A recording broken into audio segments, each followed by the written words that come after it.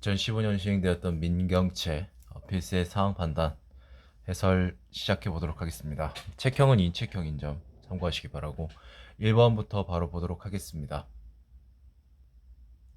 독립신문에 대해서 나와 있습니다. 한번 읽어보면 1896년 독립신문이 창간되었는데 여러가지 애국가 가사가 신문에 게재되기 시작했다. 어떤 곡조에 따라 이 가사들을 노래로 불렀는지 명확하지는 않지만 쭉 한번 읽어봅니다. 오늘날 우리가 부르는 애국가의 노랫말은 1907년을 전후해서 만들어졌다라고 하고 있고 1935년 안익태는 국가를 이제 작곡했다고 합니다. 그래서 대한민국 임시정부는 이 곡을 애국가로 채택해서 사용했지만 해외에서만 퍼져나갔을 뿐 국내에서는 광복 이후 정부 수립 무렵까지 애국가 노랫말을 스코틀랜드 민요에 맞춰 부르고 있었다고 합니다. 따라서 그 전까지는 사용을 안 됐다라는 거죠. 만들어진 건 좀 됐는데 그러다가 48년 대한민국 정부가 수립되고 이제 공식으로 채택이 되었고 교과서에도 이제 실리면서 전국적으로 애창되기 시작했다고 소개를 하고 있습니다.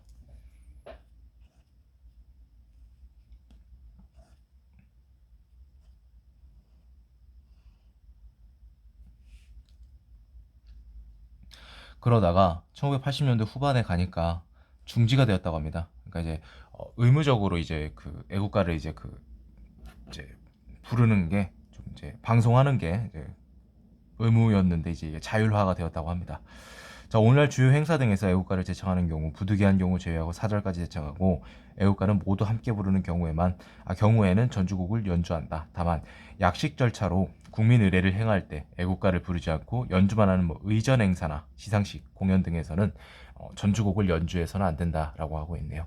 자, 옳은 거 고르라고 했습니다. 1번부터 보도록 할게요. 1940년 해외에서는 안익태가 만든 애국가 곡절을 들을 수 없었다. 해외에서만 퍼져나갔다고 했다면 즉 1935년도에 작곡을 했으니까 들을 수 있었겠죠. 90년대 초반 자율화입니다. 왜냐면 80년대 후반을 기점으로 해가지고 자율화가 되었는데 1990년대 초반에 의무화가 될 수가 없는 거죠. 본문의 내용과 완벽하게 정반대로 배치되는 부분입니다. 게재되지 않았다. 맞죠? 1907년을 3번이 정답이군요. 1907년을 전후로 애국가가 이제 처음에 작사가 된 거니까 만들어진 거니까 애국가를 부르지 않고 연주만 하는 경우에는 전주곡을 연주할 수 없겠죠. 자, 안익태 씨가 1935년도에 만들었는데 1948년도에 공식으로 지정됐죠. 10년이 넘습니다. 정답은 3번. 2번 보겠습니다.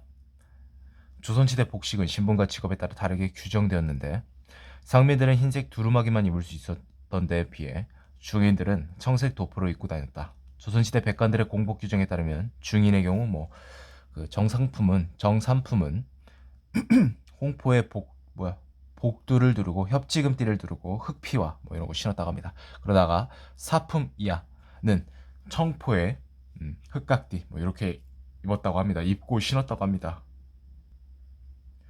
여자들의 복장은 남편의 벼슬이나 본가의 신분에 따라 달랐고 후기로 오면서 장옷을 썼는데 자, 중인 이하 그럼 중인이라고 그냥 대충 보겠습니다. 그 아래도 해당이 되겠죠. 치마를 썼다고 합니다. 양반집 여자들은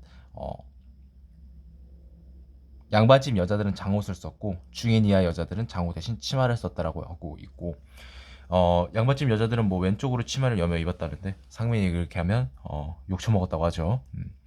자, 아청, 초록, 목홍 등의 색을 사용했는데 경국대전에 따르면 1470년대에는 청색, 염색이 활발했다. 이런 기록들이 지금 나와 있다고 지금 소개하는 것 같고 남색 역시 많이 사용되었다고 합니다. 조선 초기까지는 사용이 드물었지만 중기에 이제 많이 쓰이다가 합성 염료의 출현으로 드물어졌다는 거죠, 다시. 자, 장옷은요, 양반집입니다. 맞습니다. 정산품, 청포가 아니라 빨간 거, 홍포.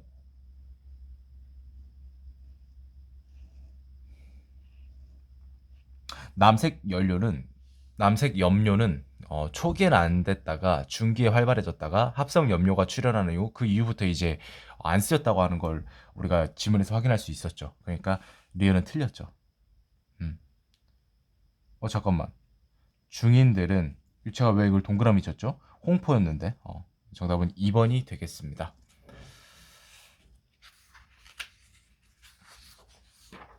자, 3번 볼게요.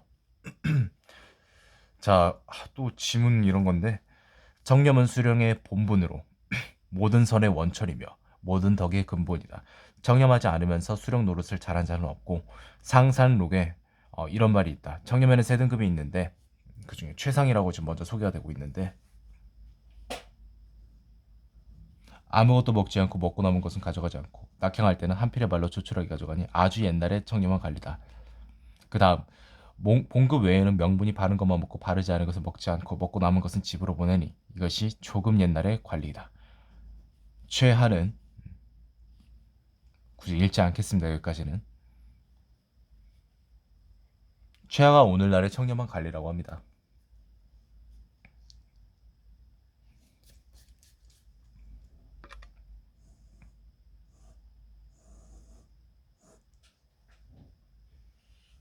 고적사문.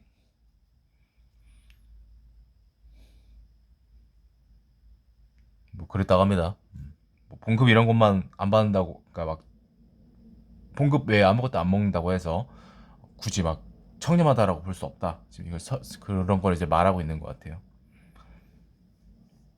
정사가 각박할지라도 청렴한 수령. 이거 지금 마지막 내용과 배치되는 부분이죠. 틀렸습니다. 조금 옛날의 관리가 최상이 아니라 아주 옛날입니다. 상산록에 따르면 규례가 된 것만으로 오늘날과 아주 옛날 모두 청렴한 관리로 여겨졌다라고 했는데, 자, 여기 있습니다.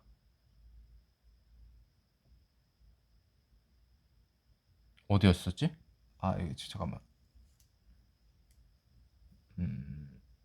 3번이 오늘날과 아주 옛날 모두 청렴한 관리로 여겨졌다고 볼 수는 없습니다. 왜냐면 아주 옛날이 어딨죠? 잠깐만. 여기 이제 맨 처음에 있었잖아요. 이게 청렴이고 그 다음에 이제 이게 중간 그 조금 옛날이고 최하는 지금 이렇게 쭉 나와서 오늘날의 청렴한 관리라고 하는데, 최상이 진실로 좋다고 했고요.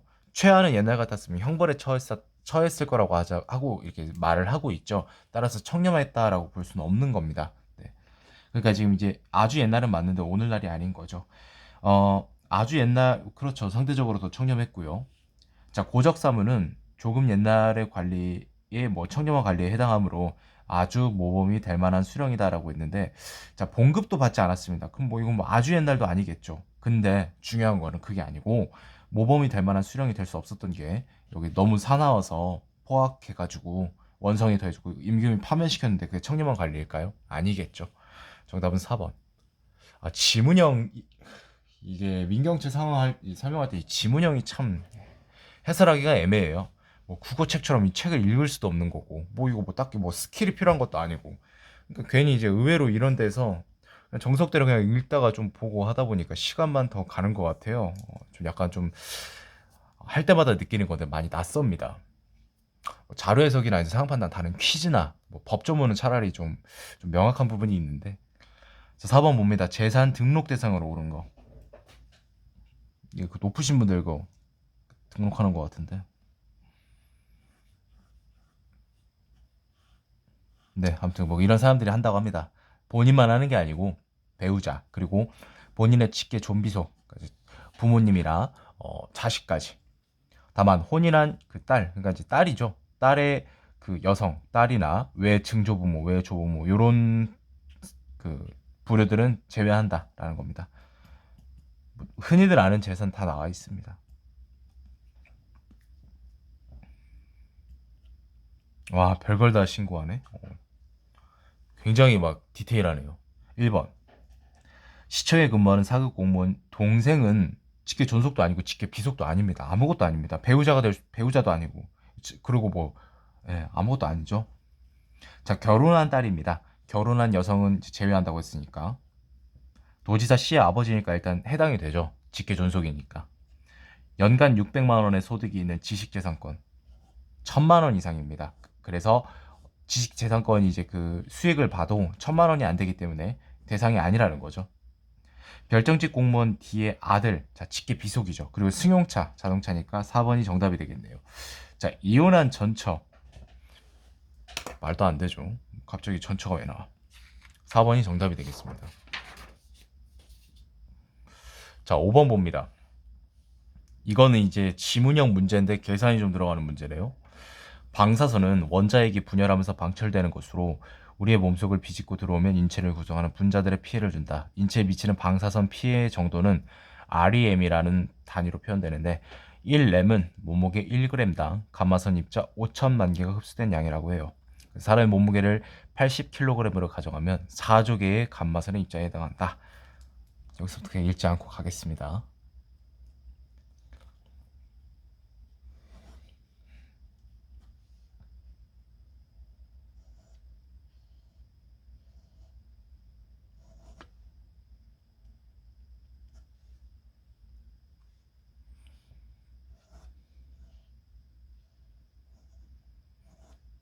자, 어쨌든 그 방사선에 피폭된 정도를 이렇게 100, 200, 300, 1000 정도로 이제 소개를 하고 있는데 여기서부터 뭔가 이제 조짐을 보이기 시작하고 여기서부터 이제 위험하다라는 걸 좀 볼 수 있죠. 1000은 뭐 그냥 네, 안타깝지만 작별 인사를 해야 되는 지금 딱 남은 기간 동안 그래야 된다는 지금 뭐 살 수 없다고 하니까 자, 왜냐면 이제 300은 50%니까 좀 살 수는 있는 거잖아요, 확률이. 기억 봅니다. 몸무게 120kg 이상인 사람은 방사선 300 REM 정도로, 램 정도로, 램이라고 읽을게요. 그냥 짜증나니까. 피해를 입은 경우 수혈이나 치료를 받지 않아도 사망할 확률이 거의 없다라고 했습니다. 자, 요거는 우리가 맨 처음에 지문에서 보시면 여기 지금 몸무게 이거를 막 입자를 계산해야 되나? 그래서 막 계산하는 사람도 있을 수 있는데 계산하는 문제가 아닙니다. 일종의 몸무게는 페이크입니다. 어찌됐건 이 사람이 1톤이건 뭐 10톤이건 10톤 막 공룡급이건 그런 게 중요한 게 아니에요. 그냥 얘가 받은 비해서 방사선 피폭 정도가 300램이라는 거죠. 그러면은 지문에서 여기만 참고하시면 된다 이 말이죠. 자, 집중적인 치료를 받지 않는 한 방사선 피폭에 의한 사망 확률이 50%입니다. 사망할 확률이 거의 없습니까? 지문의 내용과 정반대로 배치되는 부분입니다. 자, 요런 거는 계산을 해줘야겠죠. 왜? 여기는 REM이라고 표시된 게 없으니까. 램이라고. 자, 그럼 계산을 좀 귀찮지만 해야겠습니다. 50kg는 몇 g이죠? 50kg은. 이거 아니에요? 이제 공대 나온 분, 이과 나온 분들 좀 약간 익숙하겠네, 이거는. 10의 4승이잖아요, 그램이니까. 그런데 여기서 끝나는 게 아니라 1g당 여러분 몇 개라고 했죠, 입자가? 5천만입니다. 5천만은 몇인 줄 아세요? 혹시 기억하시는 분 계시나요? 자료 해석을 좀 열심히 준비를 하신 분들이라면 이 정도는 이제 바로 기계적으로 나올 수도 있어요. 10의 7승입니다. 자, 얘네 둘이 곱하면 25에, 이거 10의 지수법칙 11승이죠. 근데 여기 25잖아. 하나를 더 주자고. 그럼 2.5에 10에 12승이 되겠죠. 컴퓨터 좋아하시는 분들, 아니, 컴퓨터 좋아하다기보다는 컴퓨터 좀 아시는 분들, 대다수가 이제 많이 아실 텐데, 10에 12승이 그 유명한 우리가 많이 쓰는 테라의 단위입니다. 여기서 만약에 맥주 테라 생각나신 분들은 조금 심각한 부분이에요. 좀 쉽지 않은 부분이에요, 그거. 알코올 너무 좋아하시는 분들 같은데. 테라바이트. 그래서 10에 12는 12승은 테라바이트고요. 얘는 조입니다. 단위가 조. 이거 바로 아래 단위가 뭐죠? 10의 9승이죠. 기가죠. 우리가 테라가 나오기 전까지는 기가바이트, 너 뭐 용량 몇 기가야 이런 것처럼 뭐 이렇게 되는 거죠. 얘 이제 아래는 뭡니까? 메가죠. 100만 단위. 만약에 여기서 또 커피가 생각났다. 그러면은 그것도 쉽지 않은 부분. 카페인 중독. 대표적으로 제가 있겠죠. 저 같은 경우는 이제 커피를 좀 많이 마시는 편인데 얘는 이제 킬로가 되겠죠. 뭐 이런 식으로 갑니다. 자, 그럼 여러분 2.5조개입니다. 1렘이. 그럼 500조를 2.5로 나누면 뭐가 되지? 200이 됩니다. 그럼 200은 여기 있죠, 여러분. 머리카락, 뭐 항암 이런 거. 그렇죠. 그럼 맞다라고 우리가 판단할 수 있겠습니다. 네, 디귿은 맞죠. 이건 앞에 그 문턱 효과에 대해서 지문의 내용과 그대로 일치하니까. 이건 아까 지문에 있는 거 그대로 따오면 될 것 같은데요. 80kg이 4조개라고 했어요. 1렘이. 근데 체르노빌 들어간 사람이 400조개 이상이었다고 했죠. 나누기 4 하자고. 그럼 100 이상이라는 거죠. 그러면은 100렘 이상이다. 맞는 보기가 되겠죠. 정답은 그래서 5번이 되겠습니다. 비교적 5번에서 이런 문제가 좀 나오면 좀 당황할 수 있겠네요. 캐치를 했다면 좀 그래도 당하지 않고 넘어갈 수 있겠지만, 만약에 약간 좀 꼬인다면 시간이 소모될 수 있는 문제 같습니다. 6번. 자, 국회법 그대로 가져왔는데, 정기에는 매년 9월 1일에 집회하고요. 그러나 그날이 공휴일인 때는 당연히 다음날 집회하겠죠. 임시에는요, 임시의 집회 요구가 있을 때 의장은 집회기일 3일 전에 공고하고, 둘 이상의 집회 요구가 있을 때는 집회일이 빠른 것을 먼저 공고하고, 집회일마저 같은 때는 요구서가 먼저 제출된 그거를 이제 먼저 공고를 한다라고 합니다. 자, 총선 후 최초 임시에는 이 의원의 임기 개시 후 7일째 집회하고요. 여기서부터 그냥 그대로 읽어볼게요. 당대표 말하는 거죠. 그러니까 내년도 일정을 매년 12월 31일까지 여기서 운영 기본 일정을 정해야 된다라는 거죠. 근데 총선 후 처음 구성되는 국회 당회연도 국회 운영 기본 일정은 6월 30일까지. 그러니까 2, 4, 6, 1일 날 한다는 거네요. 지금 바뀌었죠. 이게 개정이 됐어요. 이게 15년도 기출이라서 20년도 12월자로 2020년 12월자로 개정이 됐습니다. 이게 이렇게 아니라 이렇게 되는 게 아니고 막 쭉 갑니다. 5, 6, 6월 1일, 8월 16일, 여기 4 이런 식으로 막 3월이 포함되는지 기억이 좀 가물가물한데 아무튼 바뀌었어요. 얘는 뭐 그대로 있고 봅니다. 당연하겠죠.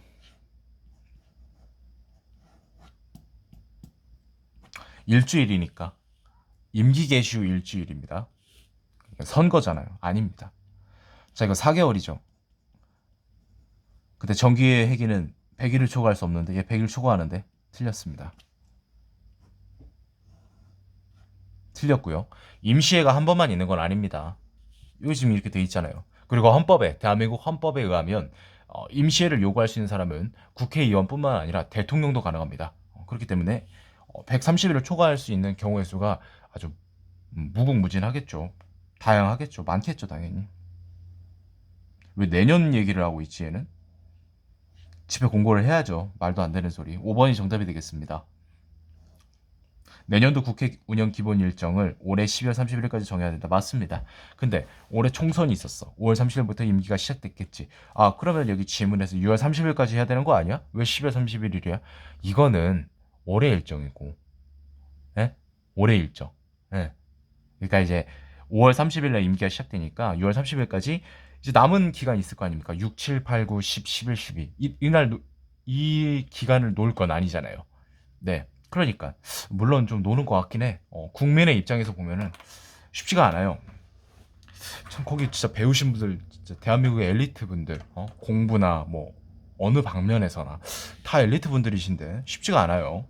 되게 머리 좋으신 분들이거든요. 그건 맞거든요, 솔직히. 아무튼 10월 31일까지입니다. 근데 올해 남은 6개월 정도, 7개월 정도는, 그러니까 7개월 정도는 이제 이날까지 정해야 된다라는 거죠. 말이 나와서 하는 말인데, 진짜 다들 소시적이 대단하신 분들이 많는데, 왜 그 자리에 앉으면 다 그렇게 되는지 모르겠어요. 참 그런 것 같습니다. 킹스맨께서는 매너가 사람을 만든다고 했는데, 대한민국에서는 자리가 사람을 바꾸나 봅니다. 7번 봅니다. 헌법재판소가 위헌으로 결정한 법률 또는 법률 조항은 그 위헌 결정이 있는 날부터 효력을 상실한다. 그러나 위헌으로 결정된 형벌에 관한 법률 또는 법률 조항은 소급하여 그 효력을 상실한다. 이는 죄형 법정주의 원칙에 의할 때 효력이 상실된 형벌 조항에 따라 유죄의 책임을 지는 것은 타당하지 않다는 점을 고려한 것이다. 그러니까 좀 되게 따분한 얘기예요. 이게 상황 제시형 문제인데 법과 이제 한 건데 위헌 법률 심판에 의해서 이제 법이 바뀌는 거죠. 그러니까 종전에는 불법이었는데 이제 합법으로 바뀐 경우나 아니면 종전에는 합법이었는데 이제 불법으로 바뀐 경우 뭐 이런 지금 상황이 되겠죠. 헌법재판소 9분 계시잖아요. 재판관님들. 이런 일 하시자는 그분들이 결정하시는 거니까. 그래서 다음 날로 이제 소급해서 효력을 상실하는 걸로 규정을 한대요. 그러니까 최후에 여러 차례 합헌을 결정했을 때 그거 중요한 게 아니라 최후의 합헌 결정을 선고한 날 다음 날로 소급해서 그 형벌 조항의 효력이 상실되는 것으로 보겠다라고 합니다. 쭉 한번 읽어볼게요.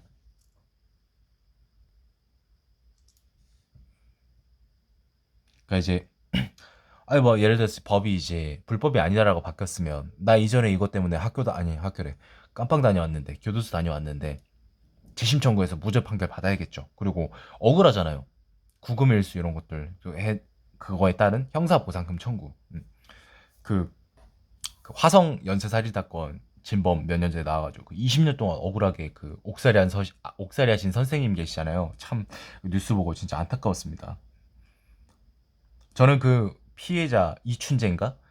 그 악마 같은 놈도 증오하지만은 억울한 사람을 그렇게 결국에는 범인으로 만든 경찰 관계자를 더 증오합니다. 자, 봅니다. 간통죄 말 많았죠. 15년 2월 26일자로 위헌을 결정했습니다. 그래서 일단 보겠습니다. 자, 교도소 복역, 징역, 집행유예. 얘는 그 형사 보상금은 못 받겠네요. 왜냐면 벌 전과는 맞지만 그렇다고 교도소에서 구금을 했거나 교도소에서 이제 살았거나 아니면 벌금을 낸 건 아니니까 복역. 자, 봅니다. 둘 다 인정되죠. 이거 안 되죠.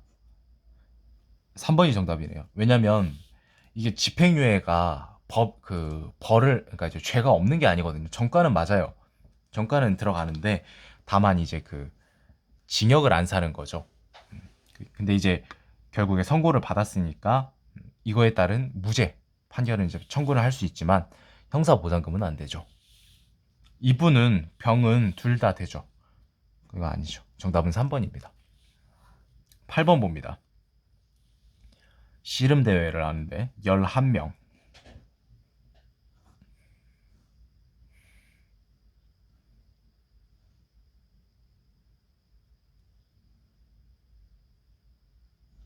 무승부가 없고요. 무조건 승 아니면 패 뭐 이런 것 같습니다.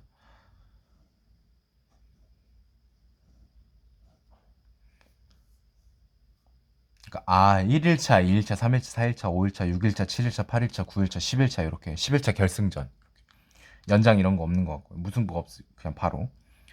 이틀 연속 경기를 하지 않으면서 최소한의 경기로 우승할 수 있는 자리는 총 5개라라고 했는데 자, 이틀 연속 경기를 안 한다면 뭐 1, 2, 2, 3, 3, 4 이런 경기가 없는 그 자리를 찾는 게 맞는 거죠. 여기 있네요. 이것도 다 맞고. 여기는 걸리는구나. 여기는 안 됩니다. 그러면 1, 2, 3, 4, 5, 6, 7, 8 이 8개 중에서 우리가 따져봐야 되는데 최소한의 경기 수로 우승할 수 있는 자리. 자, 여기 볼까요? 이 라인은 같으니까 한 경기, 두 경기, 세 경기만에 갈 수 있어요. 이 네 자리는 한 경기, 두 경기, 세 경기, 네 경기. 이 자리는 안 돼요. 네 자리입니다. 네 개를 오늘 왜 이렇게 말이 꼬이지? 네 번의 경기를 많이 해야 봐봐 지금도 꼬이네. 네 번의 경기를 해야 결승으로 올라갈 수 있는 거니까 아닙니다. 자, 그 다음에 여기는 뭐 볼 필요 없죠. 8, 9가 되니까 그렇게 되면 여러분 몇 개죠 이게? 4개입니다. A, B, C, D. 자, 3일 이상을 쉰대요. 그러면은 한 번 경기하고 1, 2, 3 최소한 3일을 쉬어야 된다는 거죠. 그럼 우리가 머릿속에 항상 일반적으로 드는 생각이 어,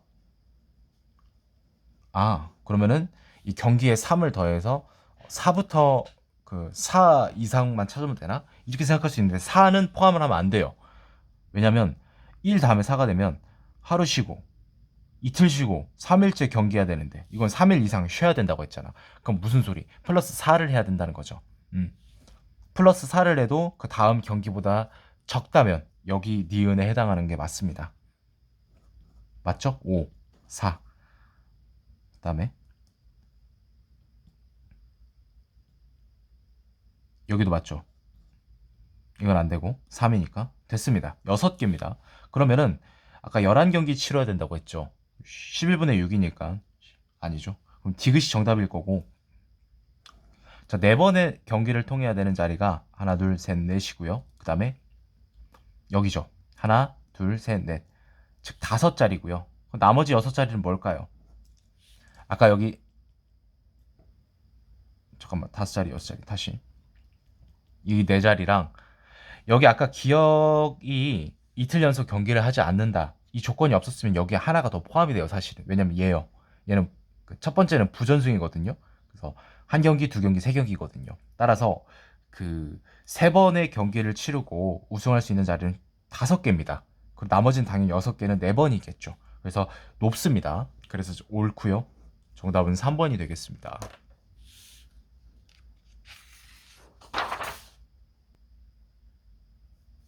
자, 그 다음에 9번 볼게요.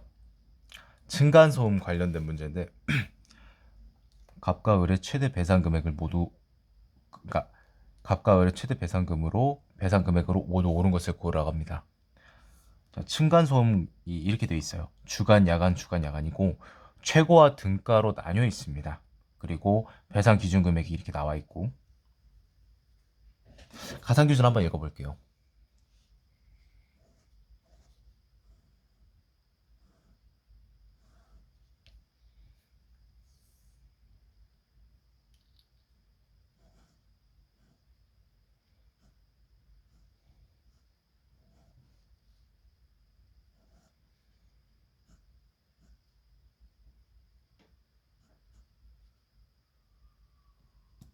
음, 자 보겠습니다. 갑부터 볼까요?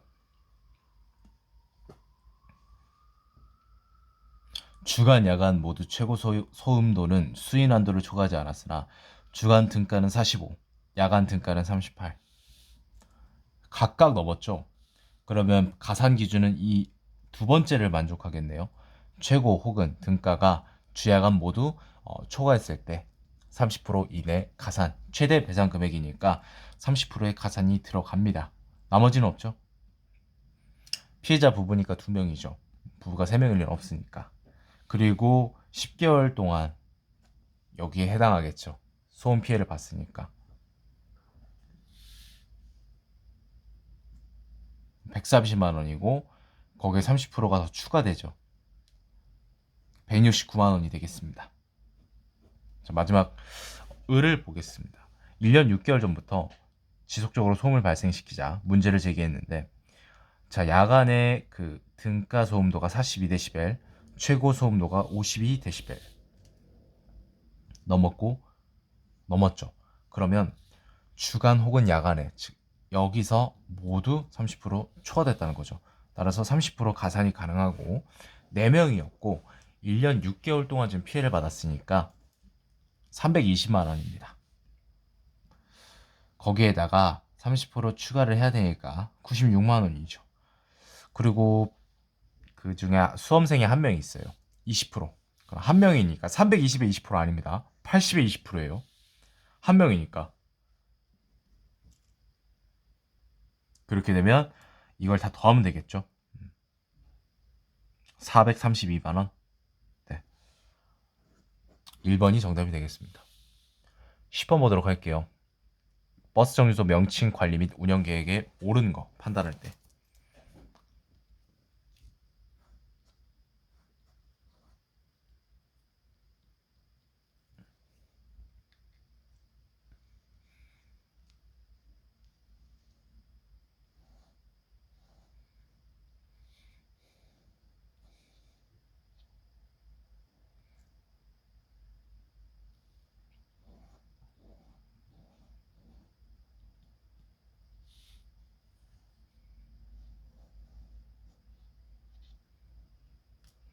당일엔 일수에 산입하지 않는다는 그 각주를 괜히 주진 않거든요. 이걸 줬다는 거는 그냥 신청한 그 날짜에 여기를 더하면 됩니다. 그러니까 5일 이내면 1일에 신청했으면 5일 이내면 즉 6일 안으로 된다. 뭐 이렇게 보시면 돼요. 그래서 5일을 더했더니 이건 맞아요? 틀립니다. 짝수일에 신청을 했으니까 얘는 사실상 9월 1일 날 신청한 거로 보는 거죠. 좀 안타깝지만 얘도 1일 신청했으니까 9월 1일까지로 가야죠. 그럼 다 더해볼까요? 9월 6, 13, 16 맞죠? 2번이 정답이 됩니다.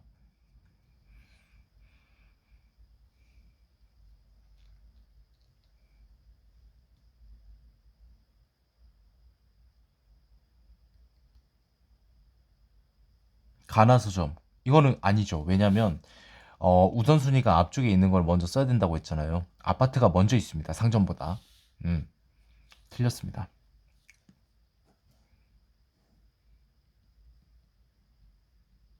15자 안 넘죠. 적합합니다. 틀렸습니다. 틀렸다는 근거는요, 여기서 찾을 수 있습니다. 명칭수는 2개 이내로 제한된다. 그래서 틀렸습니다.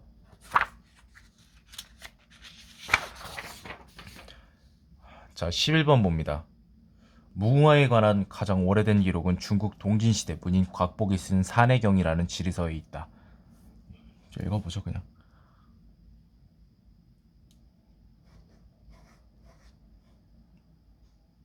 빈공과 그 당나라 과거 시험 빈공과 최초 합격한 사람이 이분이죠. 가물가물한데 아마 한능검에서 공부할 때 옛날에 배웠던 그 맞을 겁니다, 아마.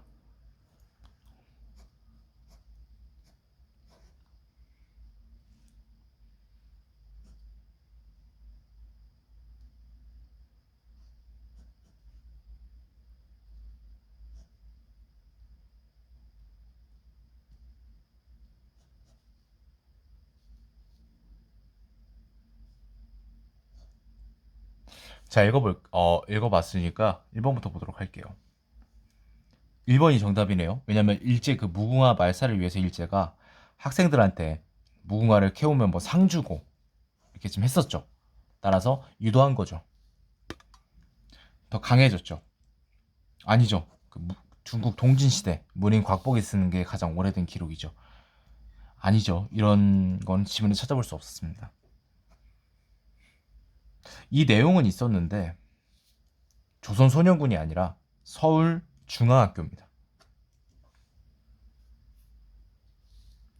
12번 보도록 하겠습니다. 1월 오봉도. 1월 오봉도는 하늘과 땅 5개의 산봉우리로 상징되는 삼라만상과 해와 달로 표상되는 음양오행의 원리를 시각한 것이다. 그래서 각각 통치하는 대상, 치세의 이데올로기를 시각적으로 응축한 것이기도 하다. 조선 후기 대다수의 1월 오봉도는 크기에 관계없이 다음과 같은 형식을 취하는데 화면의 중앙에는 5개의 봉우리 가운데 가장 큰 산봉우리가 위치하고 그 양쪽으로 각각 2개의 작은 봉우리가 배치되어 있다.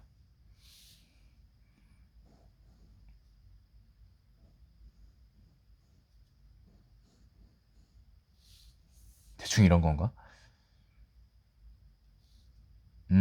그럼 여기 사이니까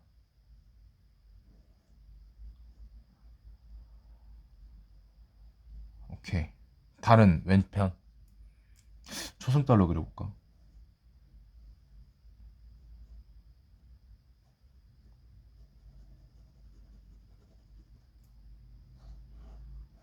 뭐 이런 그림인가?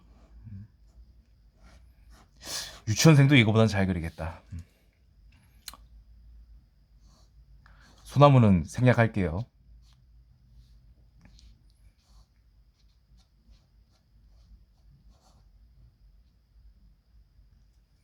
1월 오봉도는 그 자체로 왕의 존재를 지시하는 동시에 왕만이 전유할 수 있는 것이라고 합니다.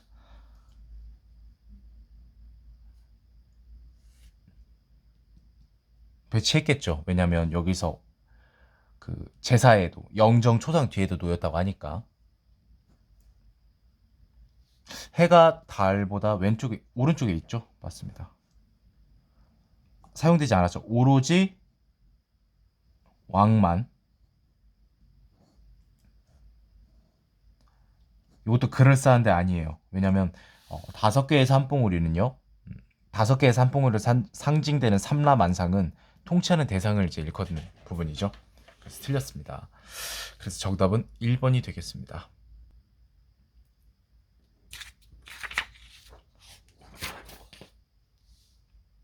13번. 우리나라에서 기단을 표시한 기호로 모두 옳은 거. 기단은 기온, 습도 등의 대기 상태가 거의 일정한 성질을 가진 공기 덩어리이다. 기단은 발생한 지역에 따라 분류할 수 있고 대륙에서 발생하는 대륙성 기단은 건조한 성질을 가지고 당연하죠. 해양은 습하겠죠. 그리고 온도에 따라서 한대, 열대, 적도, 극 이렇게 나뉜다고 합니다. 그래서 이제 보니까 해양성은 소문자 M을 기호로 처음에 필기하고 뭐 머리의 약자겠죠. 요거 보고 이제 해양의 이런 뜻이 생각나기보다는 스타크래프트 테란의 마린이 생각났다. 그것도 좀 심각한 부분입니다. 쉽지가 않은 부분입니다. 그것도 스타 중독. 농담입니다. 대륙성 기단은 알파벳 소문자 C를 표기한다고 합니다. C는 뭐 컨티넨탈의 약자겠네요. 컨티넨탈. 그 대륙에 한대는 뭐 그 뭐야 위에서 올라오는 거잖아요. 남극 북극에서. 그래서 추우니까 아마 폴라를 쓸 것 같아요. 그 폴라가 극이라는 뜻이잖아요. 알파벳 이제 T 열대는 뭐 당연히 트로피칼이겠죠. 열대 뭐 그렇게 되겠네. 그래서 해양성 한대는 MP 이렇게. 자 마지막에 WK가 추가되는데 W는 따뜻할 때, 차가울 때. 한편 적도는 E, 북극은 A. 자 보겠습니다. 시베리아 기단을 바로 묶고 있으니까 보면서 풀죠. 대륙성 한대 기단이죠. 지표면보다 차가운 거. 자 그럼 대륙성 C, 한대 P, 지표면보다 차가워 K. 자 이제 북태평양 가볼게요. 자 덥고 습합니다. 일단 태평양이니까 머린 M, 그 다음에 습하다 MT 열대, 그 다음에 따뜻하죠. 지표면보다 덥고 습하다고 하니까 MTW가 되겠죠. 자, 오호츠크 봅니다. 해양성 한대기단. 차갑대요. 그러면 MPK 5번이 정답이 된다라는 겁니다. 14번. 유연근무제는 획일화된 공무원의 근무 형태를 개인 업무, 기관별 특성에 맞게 다양화해서 일과 삶의 균형을 꾀하고 공직 생산성을 향상시키는 것을 목적으로 하며 시간제 근무, 탄력 근무제, 원격 근무제로 나눌 수 있다고 합니다. 시간제는 짧게 근무하는 거고 당연히 그거는 보수나 이런 건 줄어들겠죠. 짧게 근무하니까. 탄력은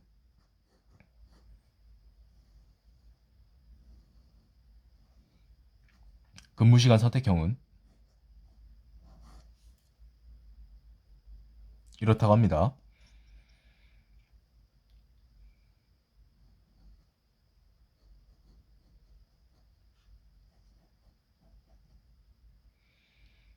집약 근무형은 주 3.5에서 4일만 근무한대요.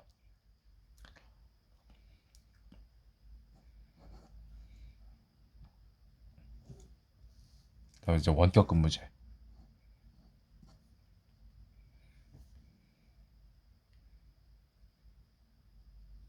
그렇다고 합니다. 자, 상황 볼게요.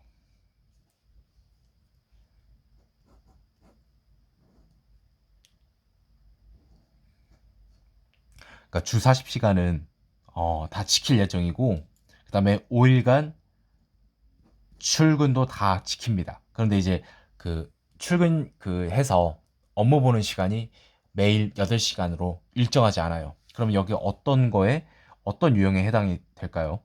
이건 아니죠. 40시간을 체키니까.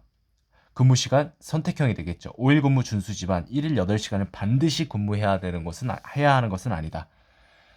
그래서 근무 시간 선택형이 되겠습니다.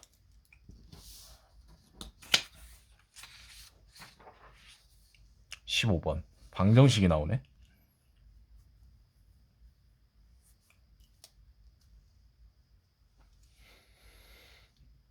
아, 지금 4명 소개하고 똑같이 보기도 4개네요. 자, 바로 봅시다, 여러분. 자, x 세제곱을 cub 9, 9승 뭐 이런 식으로. 맞죠? 이건 또 뭐야? 이게 이제 더하기래요. 맞죠? 그러면 4x죠. x는 뭐라 썼죠? rib 9 더하기 2. 네, 맞네요. 스텝인 뭘까요? 1에 3 맞고 4, 1 맞고 얘 맞네요. 기랄드 얘는 3승이 나와야 되는데 2가 나왔으니까 틀렸고 이거 맞죠? 4번이 정답이네요. 처음에 이제 좀 어려워 보일 수도 있겠다 생각을 했는데 아무것도 아니네요. 그냥 16번 기억 니은 디귿 리을에 들어갈 기호로 모두 옳은 것은 절대와 상대로 나누는데, 절대가 좀 이제 아무래도 더 단어가 주는 의미가 강하니까 더 중요하겠죠.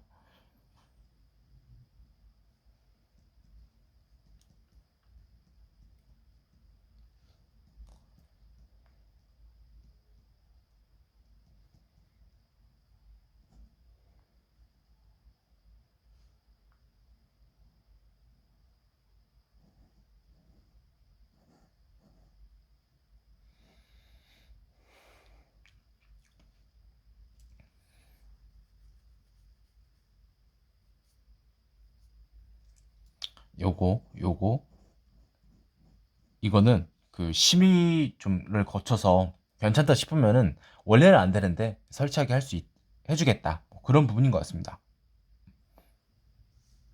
제한이 완화되는 구역,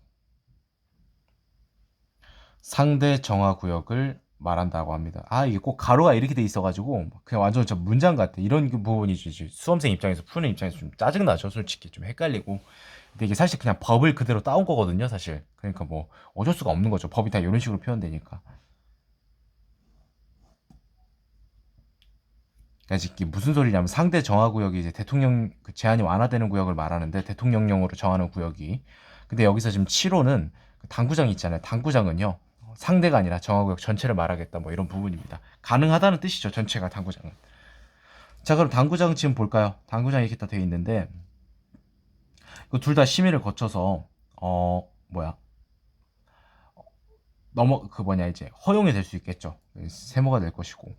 근데 당구장을 보시면 유치원, 대학교는 정하구역이 제외됩니다. 따라서 요거는 뭐 굳이 심의를 할 필요도 없습니다. 그냥 동그라미겠죠.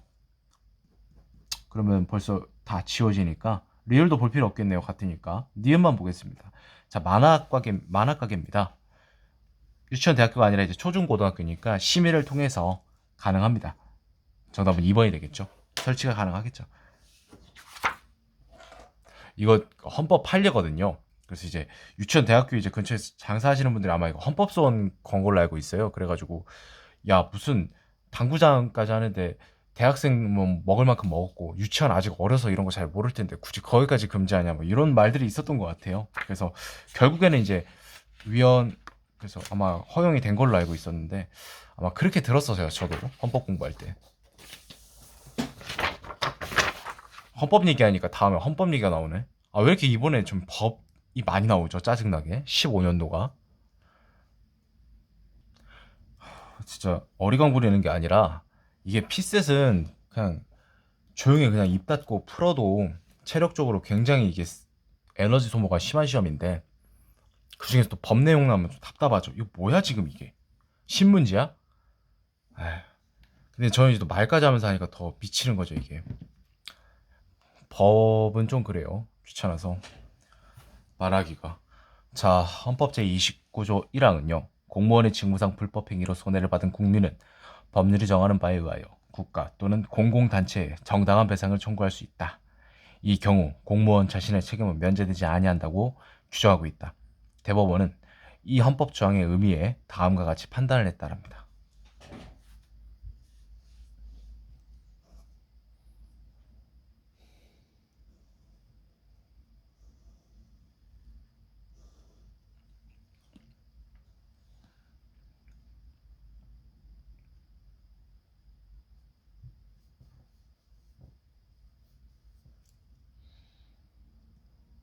좀 정리를 해볼까요?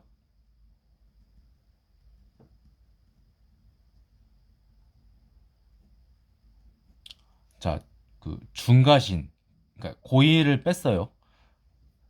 중과실에 포함된다 이제 가정하고, 그냥 귀찮아서. 이럴 때는 공무원 개인도 책임을 집니다. 하지만 경과실만 있는 경우에는 주지 않겠다, 가하지 않겠다, 뭐 이런 지금 입장인 것 같습니다. 별개 볼게요.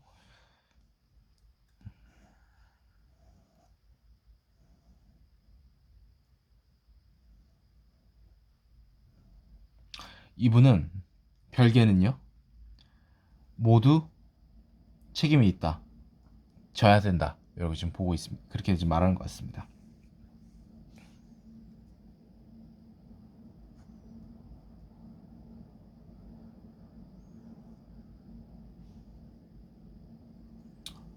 반대 의견은 당연히 반대가 되겠죠. 과실 그 경중의 여부 없이 여부를 막론하고 뭐냐 공무원 개인에게 손해배상 책임을 묻지 않겠다. 자, 옳은 거 고르라고 했습니다.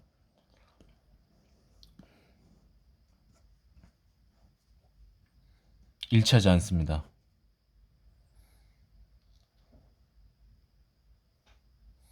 그렇죠. 이거는 맞죠. 국가 또는 공공단체가 피해자에게 배상 책임을 진다는 건 맞죠.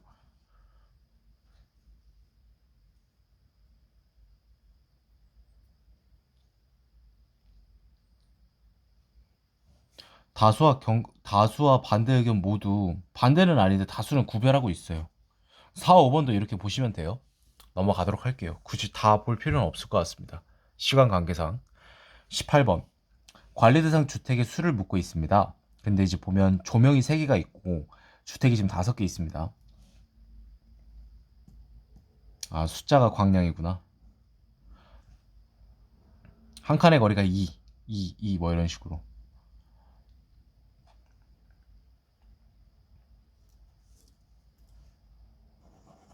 자, 30을 초과할 경우 관리 대상 주택으로 지정됩니다. 관리 대상 주택으로 지정되는 이제 그 수치가 조도가 30초가니까 뭐 계산해 봅시다. 18이죠. 여기서 끝나는 게 아니라 이것도 있죠. 3 더해주고 자, 요거는 뭐 여기 좀 멀리 있는데 1, 2, 3, 4, 5, 6, 10이니까 4니까 안 됩니다. B는 18 더하기 6, 24. 하나, 둘, 셋, 넷, 8, 6. 얘는 딱 30이라서 안 됩니다. 해당 없습니다. 얘는요. 10이랑 4, 9, 즉 21이죠. 자, 하나, 둘, 셋, 6, 8, 29죠. 안 됩니다. 자, 둘 중에 하나인데 얘는 뭐 계산할 필요가 없겠죠. 이거 둘이 더해서 나누기 2하면 되잖아요. 30 넘습니다. 36이니까. 자, 마지막 2를 보겠습니다. 얘는 48, 24에다가 하나, 둘, 셋, 6, 4. 마지막 1, 2, 3, 4, 5, 6, 12, 3이니까 31이죠. 해당됩니다. 따라서 D, 2가 해당이 되겠네요. 네, 두 채. 정답은 2번입니다. 자, 19번 보겠습니다. 상평 통보에 관한 내용인데 옳지 않은 거.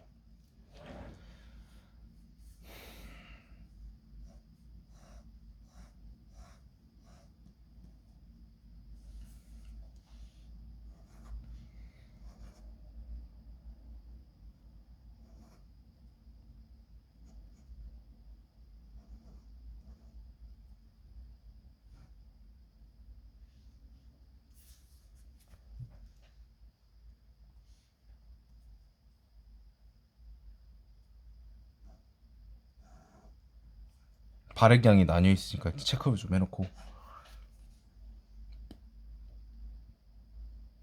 그러니까 이제 상평 통보에 관한 역사에 관한 좀 내용을 좀 설명하고 있는 지문인데 계산도 좀 필요하겠네요. 1번 볼게요. 자, 당이전이 여기 있는데 중량이 2전 5푼, 중량이 1전 2푼. 중형 상평 통보는 여기 있죠. 1전 7푼. 당이전이 가장 무겁죠? 맞습니다. 은을 기준으로 환산할 때 4분의 1 이하로 가치가 떨어지기도 하였다라고 하고 있는데 78년에 발행됐을 때는 은 한 량이 400문이었죠. 79년을 보니까 은 한 량에 대한 공인 교환율도 100문이었죠. 자, 그럼 400에서 100으로 된 거죠. 4분의 1 이하로 떨어진 거 맞죠? 자, 78년부터 89년까지 주조 그 발행량을 보면 78부터 80까지가 6만입니다. 그리고 81부터 89까지가 17만이니까 23만. 그런데 문제는 문이라고 지금 표현하고 있죠. 그럼 이제 혹시 각주를 봅니다. 자, 한 관은 1000문이죠. 그럼 무슨 소리? 여기다 0 3개만 붙이는 겁니다. 이거 뭐예요? 2억 3천이죠. 맞습니다. 자, 78년도에 은 한 근을 그 같은 해에 주조 발행된 상평통보 가치를 지금 계산을 해봐라 라는 문제 같은데 어려울 거 없습니다. 한 근에 16을 곱하면 돼요. 아, 16 곱하면 되겠구나. 어디에다가? 여기다가. 사실 이거 안 써요. 해설하니까 지금 쓰는 건데 원래 이 정도는 다 암산 될 거예요. 왜냐면 그게 아니라 요즘 다 실력들이 좋아서 6,400이죠. 4,600이니까 4번이 정답이겠죠. 교묘하게 바꿔놨네요, 이거 앞뒤를. 자, 이거는 뭐 아까 이제 지문에서 확인할 수 있었고 19번의 정답은 4번이 되겠습니다. 자, 20번 봅니다. KDHO 홍길동, 길동홍. 패스워드로 가장 안전한 걸 고르라고 합니다.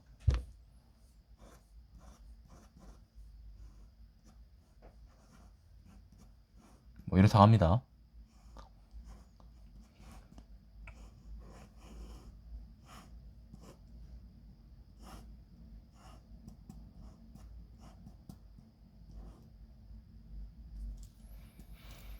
자, 1번부터 보죠. 이건 뭐 그냥 볼 수밖에 없습니다. 유행을 바랄 수가 없는 문제입니다. 근데 이제 보는데 좀 편하게 볼 수 있는 방법을 찾아야겠죠. 네, 이거 10점이죠, 일단은. 뭐, 그리고 감점 요인인지 한번 찾아볼게요. 인접한 거 없는데? 네. 그럼 얘는 그냥 10점 그대로죠. 됐습니다. 얘는 아이디 그대로 갑니다. 마이너스 3점 깎이죠. 얘가 10점인지 8점인지 알 필요가 없습니다. 10점이어도 얘한테 안 되니까 얘는 마이너스 3점 됐다는 사실만으로 나머지는 볼 필요가 없이 그냥 가면 됩니다. 나머지도 그런 식으로 접근하면 됩니다. 하나만 좀 각 잡고 봐주면 된다라는 부분이죠. 기준만. AS. AS. 얘 마이너스 2 먹고 들어가잖아요. 볼 것도 없습니다. 바로 넘기세요. 이게 이제 가로열에 인접한 게 아니니까. TY. 겹치죠. 마이너스 2. 1, 2 숫자 겹치죠. 1번이 정답입니다. 마이너스가 된다는 건 왜냐면 1번이 10점이기 때문에 얘랑 이제 동률이 되려면 감점 지금 그런 게 없어야 되는데 이렇게 좀 보시면 될 것 같아요. 자, 21번 봅니다. 피벗이 나오고 뭐야 이게. 정렬 대상에서 두 번째로 위치를 교환해야 하는 두 수로 옳은 것을 고르라고 합니다. 자, 정렬 방법을 볼게요. 자, 피벗이라고 하고 4가 피벗이고 남은 수는 5, 3, 7, 1, 2, 6. 자, 두 번째.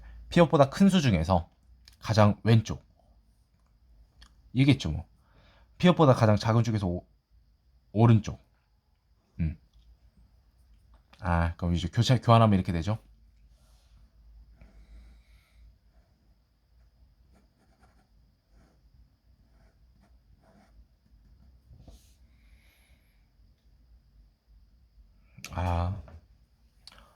피벗이 뭐죠? 20이죠? 피벗보다 큰 수 중에서 가장 왼쪽에 있는 친구가 20입니다. 그 다음에 작은 수 중에서 가장 오른쪽에 있는 건 뭐죠? 10입니다.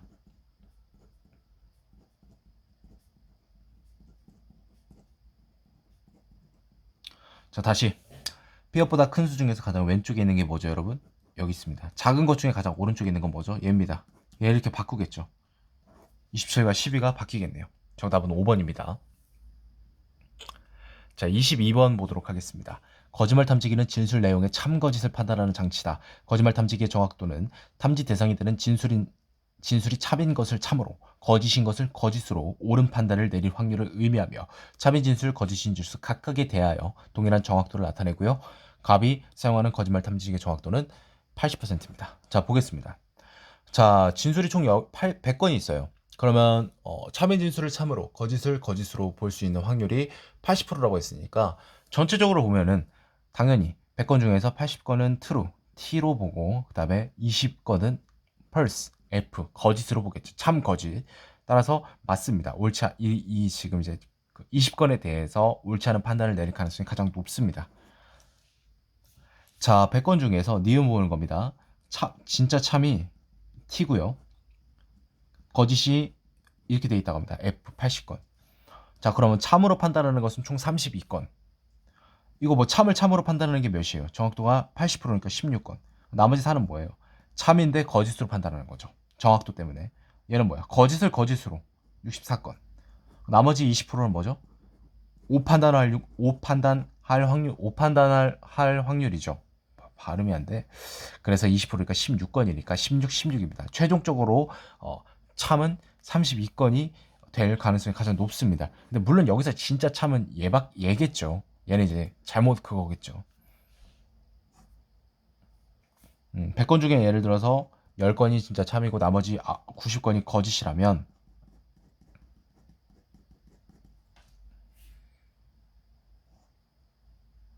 정확도가 높아졌어요. 그 90%를 한번 생각해 볼까요, 여러분? 그러면 진짜 참을 9, 거짓으로 이렇게 1, 81을 진짜 거짓으로 판단하고 나머지 10% 9건을 참으로. 그럼 18건이 됩니다. 아까 원래 그 정확도가 80%라면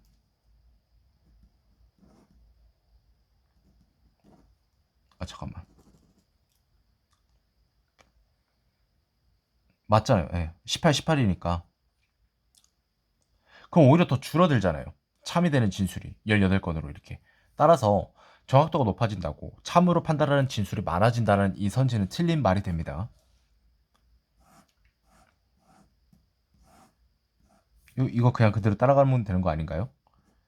TT, FT, 얘가 FF. 그 거짓을 거짓으로, 거짓을 참으로. 맞습니다. 3번이 정답이 되겠습니다.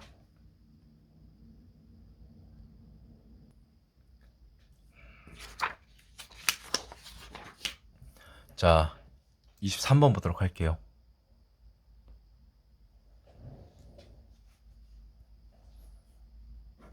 다섯 개는 대도시, 5개는 중소도시.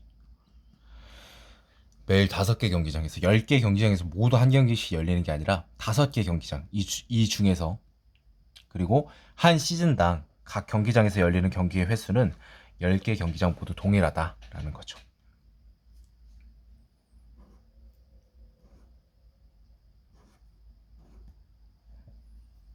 1번.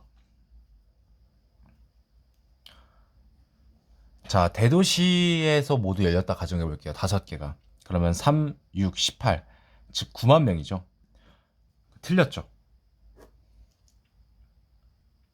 자, 그럼 우리는 여기서 한 번만 생각해 봅시다. 왜 16만 명이라는 숫자를 썼을까요?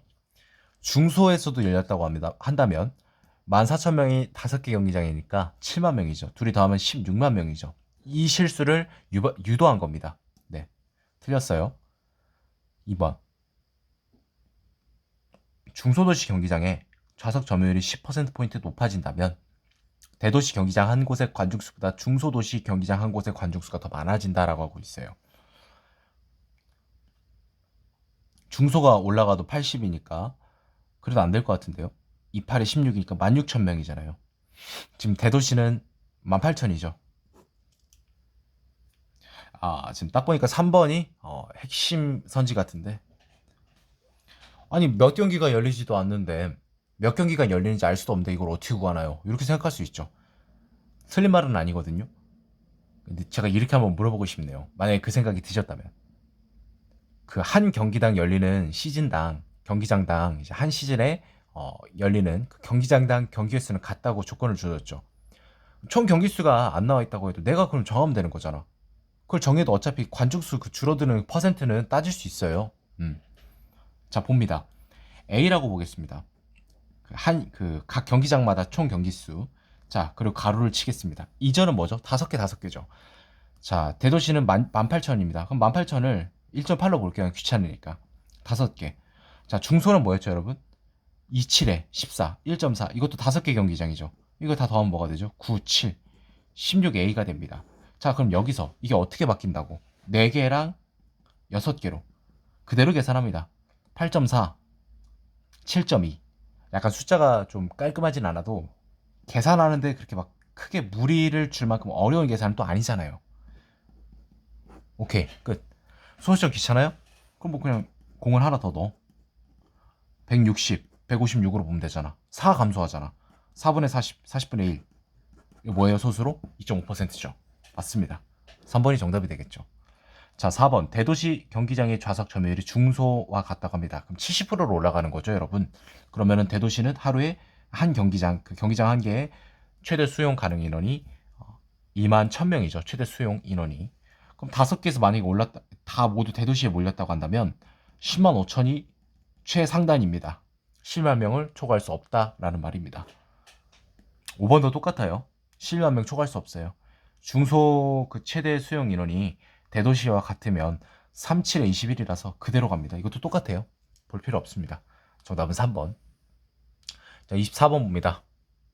달력 문제인데, 달력 문제는 그냥 그거예요. 그냥 최대한 어렵게 생각하지 않는 게 좋습니다. 일단은 달력을 좀 그려볼게요. 왜 얘를 일요일을 먼저 썼냐면, 달력 보세요. 달력에 일요일이 먼저 나와 있으니까. 자, 7월의 첫날, 갑은 자동차 수리를 맡겼다. 갑은 그달 마지막 월요일. 자, 마지막 월요일이라고 이제 키포인트인데, 네 번째 월요일이라는 것은, 아, 그러면 7월 달은 월요일이 네 번 있구나. 파악하셔야 되고, 그 다음에 마지막 금요일이니까, 아, 금요일도 네 번 있구나. 여기서 우리가 달력을 만들어야 됩니다. 자, 예를 들어서 월요일이 1일이라면 3주를 더하면 22가 되죠. 그럼 뭐야? 여기 일주일이 더 가면 29일이 생성이 되죠. 안 됩니다. 그러면 30일, 31일 여기까지 나올 수 없게 하려면 최소한 뭐가 됩니까? 이 월요일은 최소한 4일부터 시작돼야 된다. 이 말입니다. 4일이 돼야 여기다가 20일, 3주를 더했을 때 25일이 되겠죠. 그럼 여기다 7일을 더했을 때 32일인데 이거는 존재하지 않는 숫자잖아요. 그래서 아, 이때 월요일이 4번이다 라는 걸 알 수 있죠. 자, 그렇게 되면 월요일이 만약에 4로 시작을 해볼게요. 자, 그러면 뭡니까? 일요일 3, 토요일 2, 금요일 1이죠. 금요일도 4번이어야 되거든요. 근데 금요일이 1일이래요. 말이 안 되잖아요. 딱 봐도. 왜? 금요일이 1일이면 4주를 더하면 29일이죠. 지금 금요일이 5번 나온다는 소리입니다. 따라서 금요일 또한 1일이 되면 안 된다. 금요일도 그럼 뭐가 돼야 된다? 최소한 4일을 넘어야 된다라는 거죠. 그럼 금요일을 기준으로 잡아보겠습니다. 금요일이 4일이라고 보는 거죠. 4, 3, 2, 1을 되면 월요일 이제 침범을 안 하죠. 뭐 토요일, 5일, 6, 7 하면 14, 21, 28 되고요. 얘는 11, 18, 25 끝났죠. 자, 그러면 4번, 4번 딱 정해지죠. 됐습니다. 이거밖에 없습니다. 자, 그럼 뭐 충족했으니까 이게 답이겠죠. 뭐 29, 30, 31 7월 31일은 목요일이고요. 7월 1일은 화요일이 됩니다. 자, 그럼 다음 날인 8월 1일은 금요일이 되겠죠. 5번이 정답입니다. 규칙만 찾으면 굉장히 쉽게 풀 수 있는 문제입니다. 자, 마지막 25번.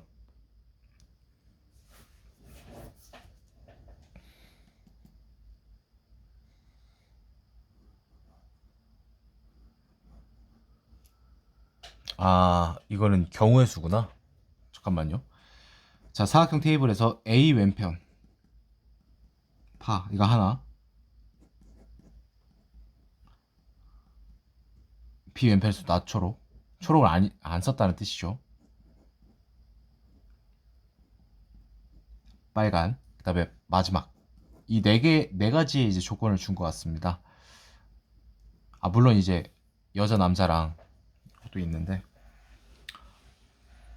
요거는 지금 알 수 없습니다. 방법은 없습니다. 그냥 이거는 확정형을 빠르게 찾는 겁니다. 그래서 경우의 수를 최대한 줄이는 게 관건입니다. 그래서 그 경우의 수를 파악하면서 아, 이건 답이 될 수 있다 없다를 판단하는 게 이 문제의 핵심이 되겠죠.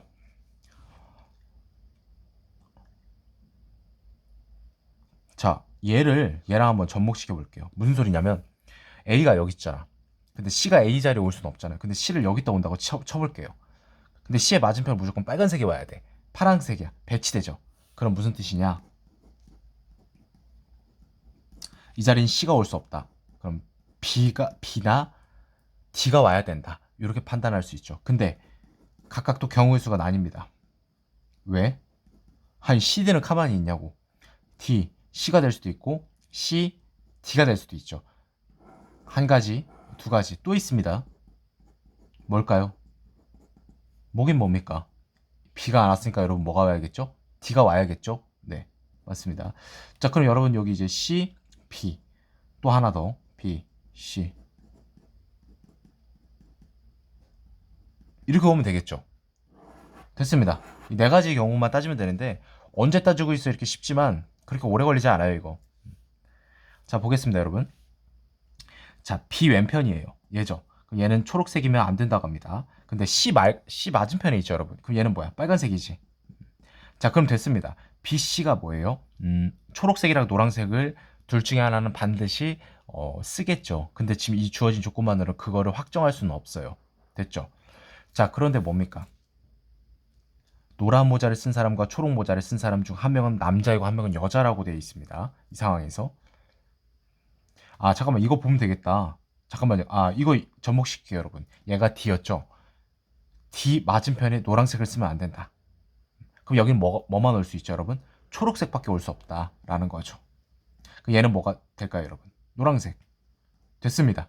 이제 배치되는지 한번 확인만 해볼게요. BC. 한 명은 여자, 한 명은 남자. 맞네요. 그럼 얘가 정답입니다. 자, 그러면 초록 모자를 쓰고 있는 사람은 B가 되겠죠. A 입장에서 왼편은 파란색인데 이 사람은 D가 되겠죠. 네, 정답 4번 나왔습니다. 나머지 세 가지도 볼까요? D, C 맞은편이니까 여러분 얘가 빨강이죠. 그 다음에 여러분 B 왼편은 나 초록색이니까 얘는 뭐야? 그럼 노란색이지. 그럼 얘는 초록색이 돼야겠네. 자, 그럼 뭐 이렇게 하면 뭐 분명히 배치되는 게 있을 텐데 한번 보겠습니다.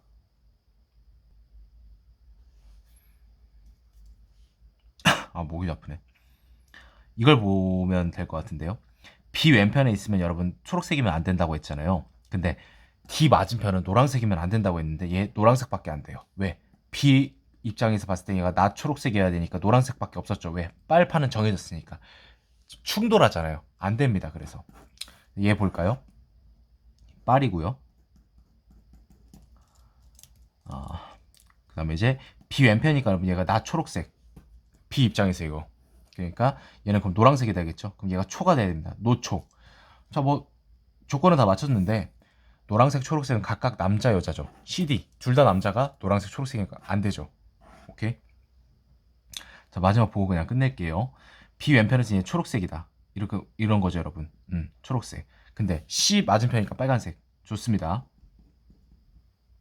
D 맞은편은 낮 노란색이죠. 됐습니다.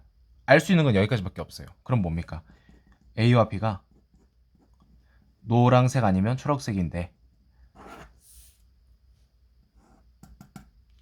둘 다 여자니까 여기서 안 됩니다. 따라서 얘가 정답이었고 정답이 되는 경우였고 정답은 그래서 4번이 되는 걸 확인할 수 있었습니다. 좀 오래 걸렸네요.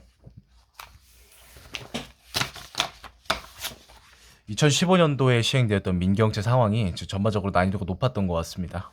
자, 어찌됐건 여기까지 2015년 해설을 마치도록 하겠습니다.